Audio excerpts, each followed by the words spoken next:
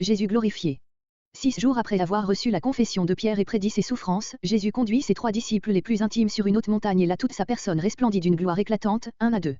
L'apparition de Moïse et d'Élie. Ces 2 représentants de l'ancienne alliance s'entretiennent avec Jésus. Pierre propose de faire 3 tentes, 3 à 4. La voix du ciel. Une nuée lumineuse les couvre, de laquelle sort une voix, celui-ci est mon fils bien-aimé, écoutez-le. Les disciples effrayés tombent sur leur face. Jésus les touche et les rassure. Ils ne voient plus que Jésus seul, 5 à 8. Silence commandé, explication demandée.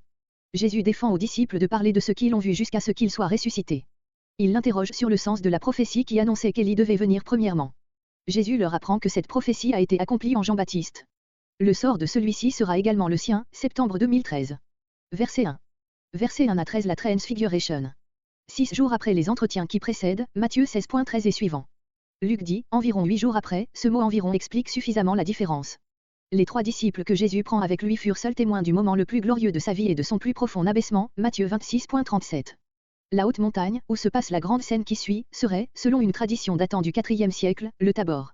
Mais comme Jésus était alors dans la contrée de Césarée de Philippe, aux confins septentrionaux de la Galilée, tandis que le Tabor est situé au sud-ouest du lac de Génézareth et comme le départ de Jésus et son retour en Galilée sont mentionnés par Marc après la Transfiguration et la guérison du lunatique, Matthieu 9.30-33, tandis qu'aucun des évangélistes ne fait allusion à un déplacement de Jésus après la confession de Pierre, cette tradition est plus qu'improbable.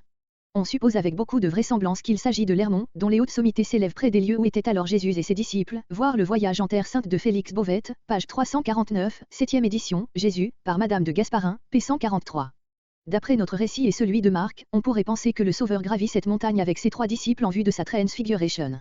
Mais Luc nous apprend qu'il y monta afin d'y chercher la solitude pour prier et que c'est dans sa prière que son visage devint autre, comparé Exode 34.29, 2 Corinthiens 3.18.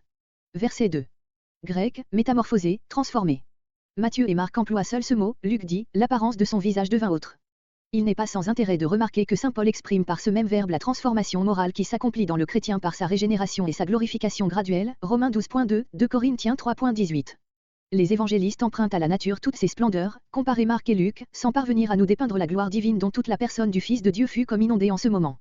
Pour le Sauveur, ce fut la réponse à sa prière, le prélude de sa glorification définitive, comparez Jean 17.5. Jésus était sans péché. Il avait marché dès son enfance dans la voie de l'obéissance parfaite.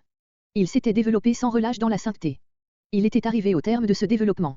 Il pouvait quitter la terre, le temps de l'épreuve étant achevé. Mais il n'était pas normal qu'il sortît de cette vie comme les autres hommes par la mort, car la mort est le salaire du péché, Romains 6.23.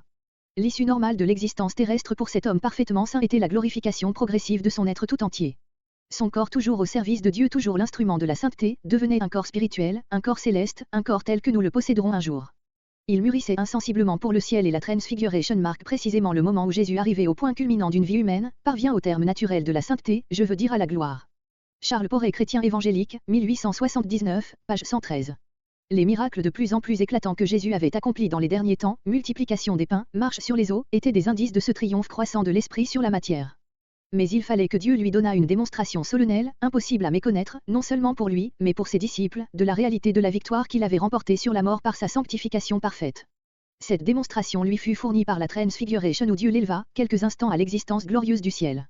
Jusqu'ici Jésus, marchant par la foi, avait cru à sa victoire sur la mort. Maintenant il la constate. Fondé sur cette expérience il pourra dire désormais, je donne ma vie, afin de la reprendre. Personne ne me l'ôte, mais je la donne de moi-même, j'ai le pouvoir de la donner et j'ai le pouvoir de la reprendre, Jean 10.17-18, voire, Luc 9.31, note, une autre signification importante de cette scène. Pour les disciples ce fut, avec le témoignage divin qui va se faire entendre, verset 5, une manifestation d'en haut, destinée à affermir leur foi à la divinité de leur maître. Cette foi était ébranlée par la prédiction des souffrances du Christ. Celle-ci avait renversé toutes leurs espérances. Ils avaient passé probablement les 6 jours précédents dans un morne abattement et c'était pour réagir contre cette disposition dangereuse que Jésus avait emmené sur la montagne les 3 apôtres qui étaient les plus capables d'exercer de l'influence sur leurs condisciples. Ce qu'ils virent devait non seulement relever leur courage au moment même, mais les fortifier pour l'avenir. Leur foi, soutenue par ce spectacle qui lure de la gloire de leur maître, ne défaillira point quand ils le verront dans les dernières profondeurs de son abaissement et de ses souffrances. Après l'ascension du Sauveur ils pourront se faire une idée de son état de gloire et mieux saisir l'espérance de lui devenir semblable, un jour, quand ils seront eux-mêmes revêtus d'un corps glorifié, Philippiens 3.21. Verset 3. C'est là le second trait de cette scène, introduit par le mot voici qui marque l'inattendu de l'apparition et la surprise des disciples. Moïse, le représentant de la loi divine, Élie, le représentant du prophétisme, de la promesse du salut, leur apparaissent. Ils les reconnaissent aussitôt, verset 4. Ces hommes de Dieu de l'ancienne alliance deviennent les témoins des réalités de la nouvelle qu'il avait annoncée, les témoins de l'unité vivante des deux économies du règne de Dieu. Ils s'entretiennent avec Jésus. De quoi? Matthieu et Marc ne le disent pas. Luc nous l'apprend, voir Luc 9.31, note. Ils vivent donc, ils vivent en Dieu, ces hommes qui apparaissent ici dans la gloire. Dieu n'est pas le Dieu des morts, mais des vivants. Verset 4. Quelle vérité psychologique il y a dans cette naïve pensée de Pierre. Il se sent si heureux. Il jouit si vivement de voir son maître glorifié, loin des contradictions des hommes. Il veut prolonger ce bonheur. Ce sentiment si naturel est méconnu par la plupart des interprètes modernes, Weiss, Holtzmann, qui prétendent que Pierre voulait dire « Il est heureux que nous soyons ici, nous disciples, pour vous construire des tentes ». Peut-on se représenter sérieusement, répond M. Godet, Pierre prenant la parole pour faire ressortir l'utilité de sa présence et de celle de ses compagnons en ce moment. Je ferai ici 3 tentes, ainsi porte une variante de Codex Sinaiticube, c'est, admise par Tischendorf, Pierre veut tout faire. Marc et Luc ajoutent, ils ne savaient ce qu'ils disaient. En effet, que serait devenue l'œuvre du Sauveur, la rédemption du monde, la prédication de l'Évangile, si Jésus et ses disciples étaient restés dans la gloire. Verset 5. La nuée, symbole de la gloire divine, Exode 40.34, 1 Roi 8.10, couvrit Jésus, Moïse et Élie, car c'est de cette nuée que les apôtres entendent sortir la voix, voir sur les paroles qu'elle prononce, Matthieu 3.17. Ces mots ajoutés ici, écoutez-le, obéissez-lui, rappel Deutéronome 18.15, comparez Marc 9.7, note. Verset 8. Ce trait du récit, verset 7, Jésus rassurant ses disciples effrayés, se trouve dans Matthieu seul. Toutes les manifestations directes du ciel inspirent de la crainte à l'homme pécheur, Daniel 10.9, Apocalypse 1.17, mais Jésus est là pour raffermir son courage. Il reste seul avec eux, mais sa présence leur suffira pour redescendre avec lui dans la vie active, où ils retrouveront les travaux et les peines, après avoir un moment joui du repos et de la gloire. Verset 9. Le mot de vision ne veut point dire que la scène qui précède n'eut eu lieu que dans l'esprit des disciples, le terme original signifie ce qui a été vu, acte 7.31, et c'est ainsi que Luc 9.36, rend la même pensée. Mais quelle pouvait être la raison de la défense de Jésus aux disciples?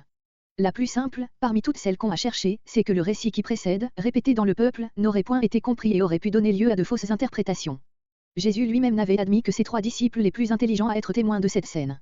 Il en sera autrement quand il sera ressuscité, glorifié et que l'Esprit aura été répandu sur l'Église. Cette défense de Jésus, rapportée par les 2 premiers évangélistes, donne à la scène de la Transfiguration un caractère éminemment historique. Il ne s'agit ici ni d'un mythe, ni d'un rêve, ni d'une vision fantastique, nous nous trouvons en présence d'un fait sur lequel Jésus veut que ses disciples gardent le silence, mais qu'ils raconteront plus tard. Verset 10. Qu'est-ce qui occasionne cette question des disciples? La particule donc lui donne le sens d'une objection faite à la défense qui précède. La prophétie, Malachie 4.5-6, qui annonçait une seconde mission d'Élie avant l'apparition du Messie, premièrement, était, à cette époque, l'objet de l'attention universelle, les scribes fondaient sur elle leur description de l'avènement du Messie, ainsi que le rappellent ici les disciples. Jésus lui-même l'avait cité au peuple en montrant l'accomplissement dans la personne de Jean-Baptiste, Matthieu 11.14, ce que les disciples ne paraissent pas avoir compris, verset 13. Or, sur la montagne de la Transfiguration, cet Élie est un moment apparu à leurs yeux, et, non seulement il a disparu, au lieu de rester pour remplir sa mission, mais Jésus leur défend même de dire qu'ils l'ont vu. Comment donc concilier cette apparition fugitive et surtout la défense de Jésus avec la prophétie? Telle semble être l'origine et le sens de la question. Suivant Weiss, l'accent est sur premièrement. Les disciples ont reconnu en Jésus le Messie, ils constatent avec étonnement que l'apparition d'Élie a eu lieu après et non avant la venue du Messie. L'une et l'autre objection peuvent avoir provoqué la question des disciples. Verset 12. Il est vrai, d'après l'écriture, qu'Élie, grec, vient, le texte surrépète ici premièrement, ce qui n'est ni authentique, ni conforme à la pensée de Jésus. Même il est déjà venu, en Jean-Baptiste, et, au lieu de le reconnaître, ils l'ont traité selon leur mauvais vouloir. Jusqu'ici tout est simple et clair. Mais que signifient ces mots? Il rétablira toute chose, le futur, au point de vue de la prophétie. Ce rétablissement, qui aux yeux des scribes était la restauration de leur théocratie et qui en réalité devait être une création spirituelle, est l'œuvre du Messie lui-même, semble-t-il et non du précurseur. Toutefois Jésus pouvait bien avoir en vue les effets de la prédication de Jean-Baptiste, la repentance, le changement des dispositions du peuple, dans le sens où l'ange avait dit de Jean, il ramènera les cœurs des pères vers les enfants et les rebelles à la sagesse des justes, Luc 1.17, deuxième note. Cette parole est une citation de Malachie 4.6 conforme à l'hébreu. Au lieu de, il ramènera, convertira, les cœurs, les Septante ont traduit, il rétablira les cœurs des pères vers les enfants. On admet que la parole prêtée par l'évangéliste à Jésus, il rétablira toute chose est une généralisation de l'expression du prophète. Le sort de Jean-Baptiste présage le sort qui est réservé au Fils de l'homme. Puisqu'ils n'ont point reconnu Jean et que celui-ci n'a pu remplir sa mission auprès d'eux, le Fils de l'homme devra souffrir de leur part. C'est la grande épreuve à laquelle les disciples ont à se préparer désormais, après avoir joui du repos et de la gloire sur la montagne. Verset 14. La guérison. Dès que Jésus est de retour vers le peuple, un père vient l'implorer pour son fils malade, que les disciples n'avaient pu guérir. Jésus, laissant échapper une plainte douloureuse sur sa génération, commande que le malade lui soit amené et il le délivre à l'instant, 14 à 18. Pourquoi les disciples n'ont pu l'opérer? Les disciples lui demandent alors pourquoi ils n'ont pu chasser ce démon. Jésus leur dit que c'est à cause de leur peu de foi, que la foi leur rendrait toutes choses possibles, et il ajoute que cette espèce de démons ne peuvent être chassés que par la prière et le jeûne. 19 à 21. Nouvelle annonce de sa mort. Se trouvant avec ses disciples en Galilée, Jésus leur prédit de nouveau ses souffrances, sa mort, sa résurrection. Les disciples en sont fort attristés. 22 à 23. Versets 14 à 23. Jésus redescendu dans la plaine guérit un lunatique. Nouvelle prédiction de ses souffrances. Quel émouvant contraste entre la gloire de la montagne et cette scène de douleur. C'est le ciel et la terre. Ce contraste, Raphaël l'a admirablement reproduit dans son tableau de la Transfiguration. Les 3 premiers évangiles le font vivement ressortir en suivant le même ordre dans leur récit. Marc 9.14-29, peint avec le plus grand détail et de la manière la plus vivante le misérable état de ce jeune malade et la douleur de son père, voir les notes. Les symptômes mentionnés dans les 3 évangiles, il tombe souvent, il écume, Marc, semblent indiquer que le jeune homme était épileptique. De plus, le père avait cru remarquer que les phases de la lune exerçaient une influence sur la maladie de son fils, lunatique. On comprend que les disciples n'eussent pu guérir une maladie aussi invétérée, dont le jeune homme était affligé dès son enfance, Marc 9.21. Cela n'avait fait qu'augmenter les angoisses du père. Verset 17. Ces paroles de Jésus sont l'expression d'une profonde tristesse. Il sent plus vivement que personne le contraste douloureux qu'il y a entre la gloire bienheureuse de la montagne et ces scènes de misère et de douleur. Sa tendre sympathie en souffre et il soupire après la délivrance. Mais en même temps il pense à son peuple et à ses disciples, qui bientôt seront privés de sa présence et de son appui. Jusqu'à quand serai-je avec vous, vous supporterai-je? Le temps approche où vous serez seul. Enfin, ces paroles expriment un reproche sévère, adressé à qui? Au Père, disent les uns, parce qu'il veut un miracle, comparez Jean 4.48, aux disciples, pensent les autres, parce qu'ils n'ont pu guérir le malade, d'autres enfin admettent que Jésus a en vue tout ce peuple qui l'entoure, cette génération, Matthieu 11.16, Matthieu 12.39, qui allait se montrer toujours plus incrédule et perverse à son égard. Cette dernière interprétation est seule conforme aux termes et à la situation. Et, malgré tout, Jésus, sûr de sa puissance et ému de charité, ajoute brusquement, amenez-le-moi ici. Verset 18. Le réprimanda pourrait se rapporter soit au malade, soit au démon. D'après Marc et Luc, c'est à ce dernier que s'adresse la parole puissante du Sauveur. Le malade fut à l'instant guéri de sa maladie et délivré du pouvoir démoniaque qui s'y était ajouté. Verset 20. Le texte supporte votre incrédulité avec un grand nombre de manuscrits. Mais, fondé sur les 2 plus anciens et sur le témoignage de plusieurs versions et de plusieurs pères, Tischendorf défend avec force le terme peu de foi. Le grain de sénévé est pris comme image à cause de sa petitesse, Matthieu 13.31-32, et signifie ici le moindre degré de foi. D'autre part, une montagne est l'image du plus grand obstacle, de la plus insurmontable difficulté, Matthieu 21.21, 1 Corinthiens 13.2. Si le sens propre est une hyperbole, le sens figuré est la simple réalité. Ce qui nous paraît impossible, la foi l'accomplit, parce qu'en nous mettant en communion avec Dieu par le Sauveur, elle nous rend en quelque mesure participants de sa puissance. Verset 21. Grec, cette espèce, à quoi il faut suppléer de démons ou d'esprits, que Jésus ne nomme pas. Par là plusieurs pères ont entendu tous les démons en général, tandis que les interprètes modernes admettent qu'il s'agit d'une sorte d'esprit plus difficile à chasser. Le jeûne peut donner à la prière plus de ferveur, et l'un et l'autre fortifient la foi qui avait manqué aux disciples, verset 20. Tischendorf, se fondant sur Codex Sinaiticus, B, des versions et sur d'autres témoignages, omet ce verset 21 tout entier. Mais il l'admet dans Marc 9.29, en retranchant toutefois les mots et le jeûne. Verset 23. Les 3 synoptiques ont ici cette nouvelle prédiction des souffrances, de la mort et de la résurrection de Jésus, à la suite de la guérison du démoniaque, comparé Matthieu 16.21. Jésus voulait que ni sa glorification sur la montagne, verset 1 et suivant, ni sa puissance manifestée par de grandes guérisons ne fissent illusion à ses disciples sur l'issue de sa vie.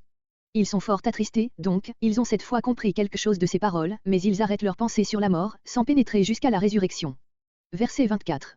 Jésus et ses disciples étant revenus à Capernaum, les percepteurs du tribut pour le temple demandent à Pierre si leur maître paie cet impôt. Pierre répond affirmativement.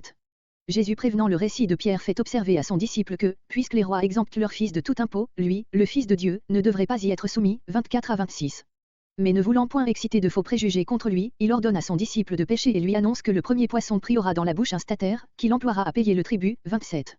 Versets 24 à 27. Jésus paie le tribut. Depuis l'époque de l'exil, tous les hommes en Israël devaient payer une contribution de 2 drachmes, grec 10 drachmes, pour les frais du culte dans le temple. La drachme valait un peu moins d'1 franc, comparé Exode 30.13, 2 Chroniques 24.6, Néhémie 10.32. La question des percepteurs de l'impôt semble supposer chez eux la pensée que Jésus prétendait en être exempt, en sa qualité de Messie.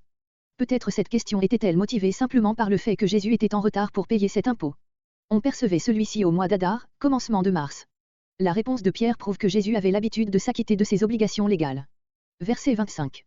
Prévint Pierre par sa question, sans lui laisser le temps de raconter son entretien avec les percepteurs de l'impôt. Verset 26. Étrangers à leur famille, par opposition à leurs fils. Ils prennent le tribut de leur sujet. Conclusion, moi, le Fils de Dieu, je ne saurais être tenu par la loi à payer un impôt destiné à sa maison. Il y a ici un plus grand que le temple. Et Jésus associe même son disciple à ce privilège, les fils. Pierre aussi est fils du Père, par adoption. Ceux qui tiennent à Jésus partagent le droit de Jésus. Bengel. Mais Jésus qui sait qu'il ne serait pas compris et donnerait du scandale, se désiste humblement et charitablement de son droit et paie le tribut. Verset 27. Dans l'acte même de soumission éclate la majesté de Jésus. Bengel. Le statère valait précisément 4 drachmes, qui suffisaient pour Jésus et pour Pierre. C'est ici assurément un récit très difficile à comprendre, un miracle qui ne porte pas les mêmes caractères que ceux que Jésus accomplit d'ordinaire. Et d'abord, en quoi consiste-t-il? Non dans une action par laquelle Jésus aurait produit le statère dans la bouche du poisson, mais dans la science divine qui savait qu'il s'y trouvait. Or, ce n'est pas là ce qui arrête la critique, celle du moins qui voit en Jésus le Fils de Dieu, le roi de la nature. Mais elle objecte que ce miracle est inutile, vu la facilité de se procurer d'une autre manière, à Capernaum, cette petite valeur de 4 drachmes. Elle objecte ensuite que jamais Jésus n'a fait de miracle pour lui-même, comparé Matthieu 4.3-4. Elle fait observer enfin que l'exécution de l'ordre donné à Pierre, c'est-à-dire le fait même de cette pêche miraculeuse n'est point racontée. D'où elle a conclu que les paroles de Jésus ont été défigurées par une tradition que Matthieu rapporte seul, que celle-ci aurait, par exemple, transformé en un fait historique ce qui était primitivement une parabole par laquelle Jésus voulait enseigner aux siens le devoir de payer les impôts. Inutile de citer les puériles tentatives d'interprétation rationnelle, comme celle qui prétend que Pierre devait vendre ce poisson et en donner le prix au percepteur. L'exégèse n'a pas à discuter ces hypothèses, mais à s'en tenir simplement aux données du récit, dont le sens est clair. Ce récit renferme pour la piété de précieuses leçons, la pauvreté de Jésus, qui ne possède pas 4 drachmes, l'humilité avec laquelle il renonce à son droit divin pour remplir un si pâle devoir de citoyen, sa charité, qui évite de heurter des préjugés, sa grandeur divine, à laquelle tout dans la nature doit servir.